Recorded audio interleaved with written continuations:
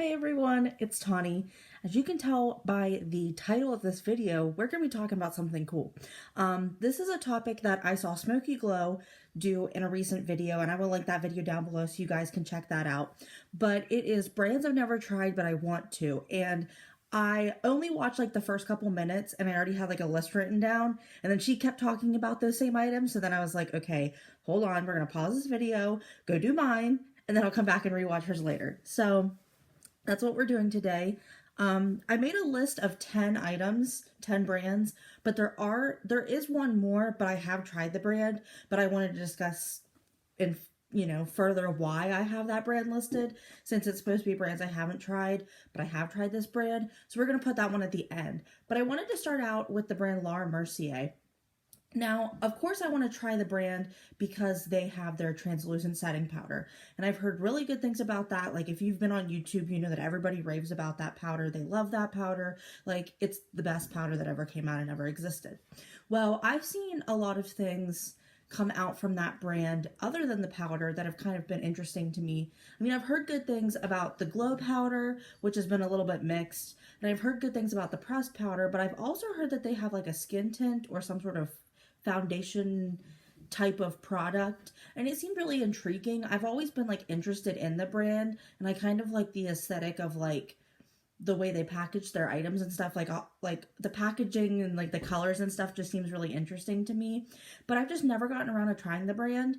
And I think it's because the powder itself is like $30. It's like $38, I think, at Sephora. And I just can't really justify spending that kind of money. I feel like now, if I were to invest in it and use it a good bit, it wouldn't be like that bad. I just kind of like, I know that I don't use loose powders all that often, so I feel like I'd be wasting my money and I could go to makeup that I would use. The next brand is Farsali, and Farsali doesn't really come out with a whole lot of makeup. I had thought that they were going to come out with some sort of like foundation or like actual makeup face product, but then they never really did, and I don't really know what happened with that or if that was like all my imagination or whatever. But we haven't really heard much from them, and it's been a little bit weird because I feel like they were on such this like incline of like releasing products that everybody was interested in and releasing things that were like very on trend, very Instagram, like everyone was posting them. If you watch some random person doing their makeup on Instagram, they were putting the little unicorn tears, dropping it on their faces and using the liquid powder stuff, which like I still can't wrap my mind around like what that even is, or what that's even for. Like, what does that even do? Like, I'm so confused about this. I watched a video that Robert Welsh did where he talked about this product, and the girl mixed it in with either her foundation or a like highlighter type thing like that you'd put all over your face, and he said it was just going to form a paste. So then I was like, well, that product's kind of like a waste of money. And I know that I think it was Makeup Revolution, I think, that came out with like a dupe for that, which was basically the same product, but they sold it for, less money to make money or whatever. I don't really know. But they had came out with that. And I was thinking about trying it, but then I remembered how like awful the original product seemed. So then I was like, yeah, I'm going to save my money. Even if it's like $6, $8, I'll still save it. So that's a brand I just never really wanted to try. It's a brand that like I see it and I'm like, oh, that stuff's really cool. I think it'd be interesting to like get it, but then I'm like, I don't really want to waste my money on nothing, like stuff that's not really going to do anything for me. So it's a brand I've really kind of glanced over. Bare Minerals is my next brand, and this is a brand I've been really wanting to try, but I've been a little bit hesitant because a lot of their products are powder products, and most of them are loose products because they're mineral wear products. And I've watched a lot of videos from Emily Noel where she talks about Bare Minerals and where she goes into detail about the products and how to use them and the best way to apply them without like messing them up basically. And it seems like a lot of work, which is a little bit like not my thing. Like I just want something that's not going to take forever because I already take forever doing my makeup. But I feel like the makeup is not geared toward oily skin because it's powder products.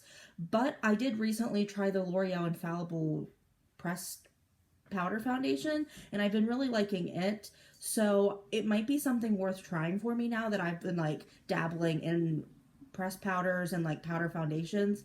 But I'm still a little bit like not totally sure if it's what I want to get into. The brand as a whole hasn't really been like mind-blowing to me. They came out with a concealer a while ago that I think Kathleen Lights really liked. It was either her, Jessica Braun, or maybe it was Emily Noel that liked it. It was one of the ones that I watched. Somebody really liked it, said it was really creamy, said it was really creaseless under the eyes, and then I watched another video like almost right after and they hated it. Like they absolutely thought it was the worst thing ever.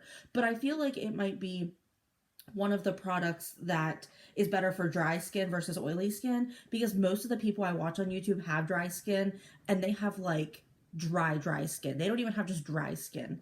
I'm not sure if it was a concealer actually, or if it was a stick foundation now that I think about that, but it was one of those, and somebody just said they didn't like the way it applied and they said like they don't recommend it for oily skin, which kind of like sucked because I really did want to try it. But because it wasn't for oily skin, I was like, maybe the whole brand isn't for oily skin. Because I feel like powder might be the best way to go for the oily skin, but at the same time, it's just going to mix and create a paste, and I'm just not really feeling that. The next brand is MAC. Now, this is a brand that is kind of surprising. This is a brand that I feel like a lot of people really rave about. I know a lot of people that don't watch beauty videos here on YouTube that rave about MAC products. And I feel like that's a bit weird, but I feel like that's just one of those, people see MAC. It's in that moderate range, like price-wise, where it's expensive makeup, but it's not so expensive that you don't want to spend your money on it. But it still feels luxurious enough that like you feel like you want to get it. So I feel like a lot of my like non-YouTube watching, don't know much about makeup, but you want to wear makeup kind of friends get into a product like that. And then they end up like, I don't know. It's just a little weird to me because I saw somebody asking about a foundation that they really liked, and I had given the suggestion of the Maybelline Superstay 24-hour foundation because it's like the best foundation ever. If you haven't heard, it's the best foundation ever. And somebody in like the comments below mine had said one of the MAC, I believe it was like the Dropper foundation, and I'm like, I've never heard anybody talk about that on YouTube. Then again, the product is like 15 years old, it feels like, so maybe that's why. Is that because it's not a new product or it's not current that people aren't really talking about it? But MAC is a brand I've always wanted to shop from but never have. And at first it was because of the cost, because the products are about $20 to $30 to $40, which was a little bit more than what I was willing to pay. But the more that I've seen their stuff, the more I'm like, I'd be interested in trying some of these. And they've just come out with some blushes recently that look really pretty. And I feel like I could get blushes like that anywhere, but at the same time, I still would like to try them because it would be the MAC formula. So it's something I am interested in trying. I just haven't gotten around to doing it. I did get a Christmas kit that came with a mini bullet lipstick in the ruby something, I forget what that's called, ruby red, I think. They're like iconic red shade, that was in it. And then it had one of their mascaras, which I think I like just tossed that. I didn't ever use it because I wasn't at all interested in it. And then it came with a little mini MAC Fix Plus. I want to make sure I said that right. And I haven't used that one yet because I've been afraid to go through it. But I feel like that's a product that I would really like because I've heard it's like a good transforming product that could help your makeup. So it might be something I'd be interested in looking into because I know a lot of people that like are makeup artists really recommend it. So I think that's definitely something I'm going to have to whip out and like use so then I can shop more with MAC. But yeah, that's kind of the reason I haven't really been shopping from them. Not because I'm not interested, but just because I haven't ever really like, it hasn't felt like it was for me. And now that I have makeup, I feel like there's better stuff, which is weird because you see pictures and you're like, that aesthetic is so cool. It'd be so cool to have all this MAC stuff. Then you're like, but this stuff works better. So I don't understand. Like, it's just weird. It's just weird. The next brand I want to talk about is Huda Beauty.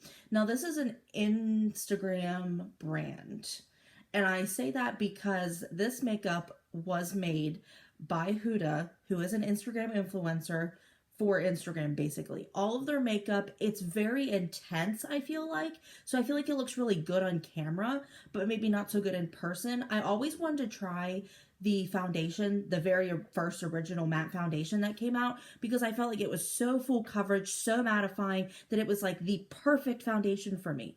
Well, I've never tried it, and I still don't really have any urge to try it. I wanted to try the cream bronzer that came out like a year, 2 years ago. It was whenever Tati was around, so it's been a while.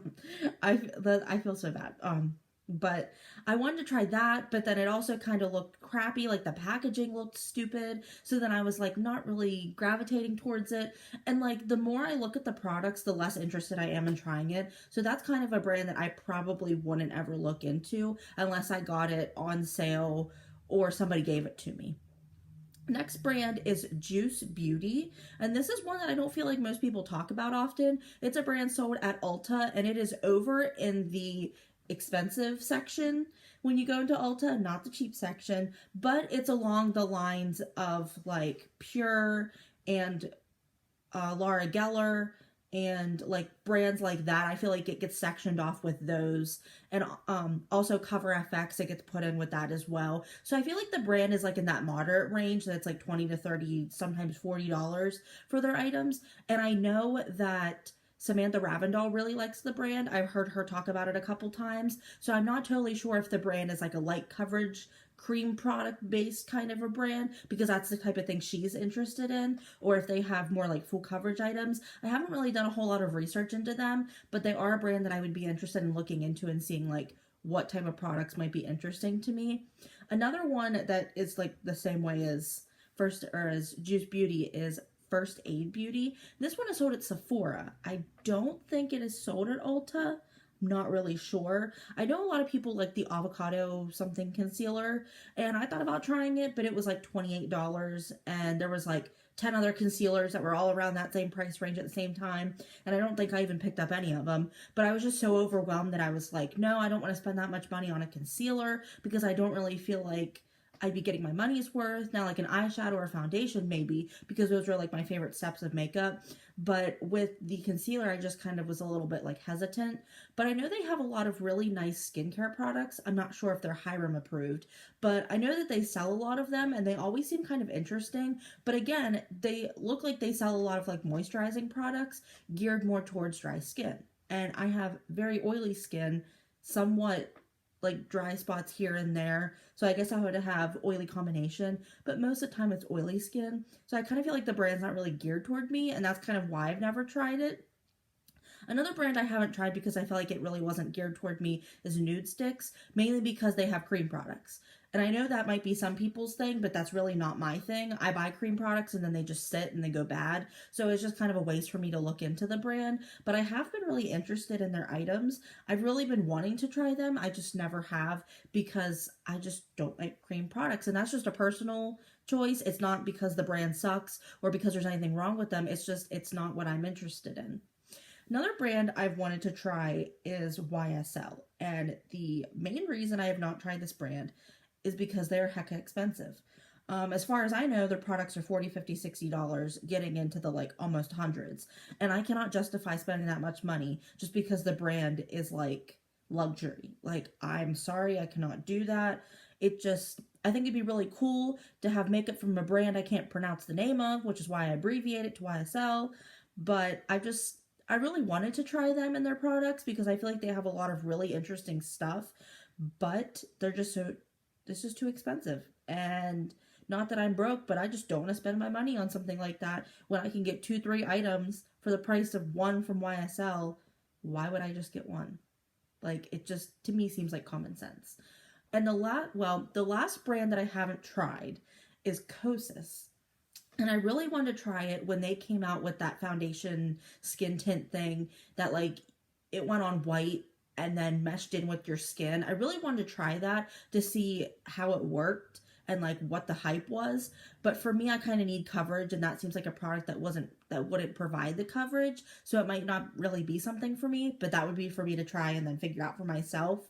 I know they came out with the concealer that I've been really wanting to try. It's one that I would very like much convince myself to get. I just haven't gotten it.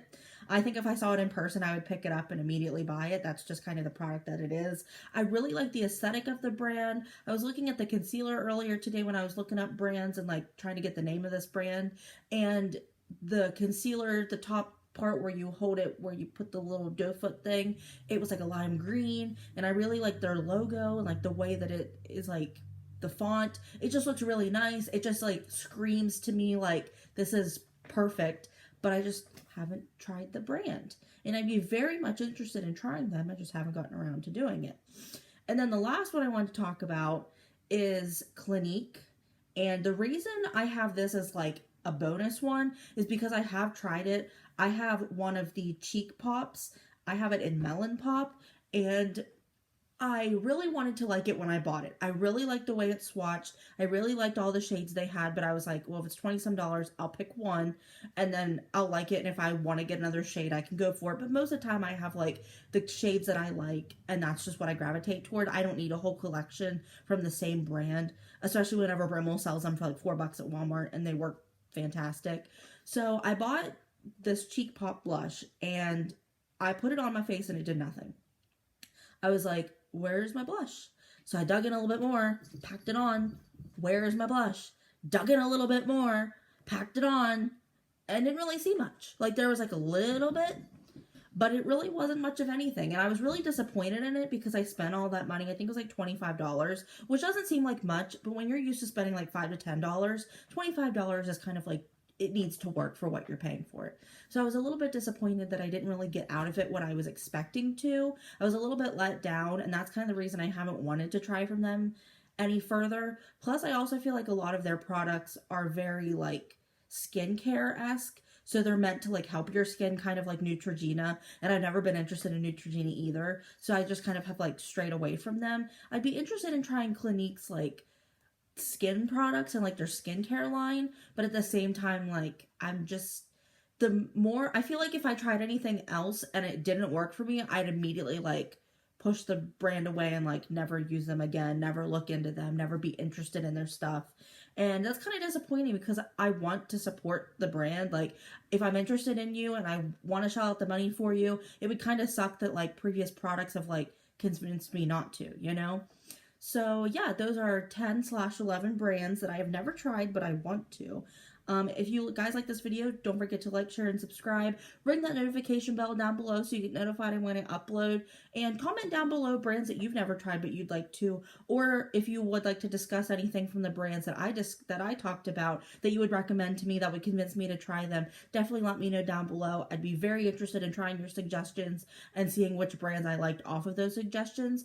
So yeah, thank you guys so much for watching. I hope you liked this video, and I'll see you in the next one. Bye!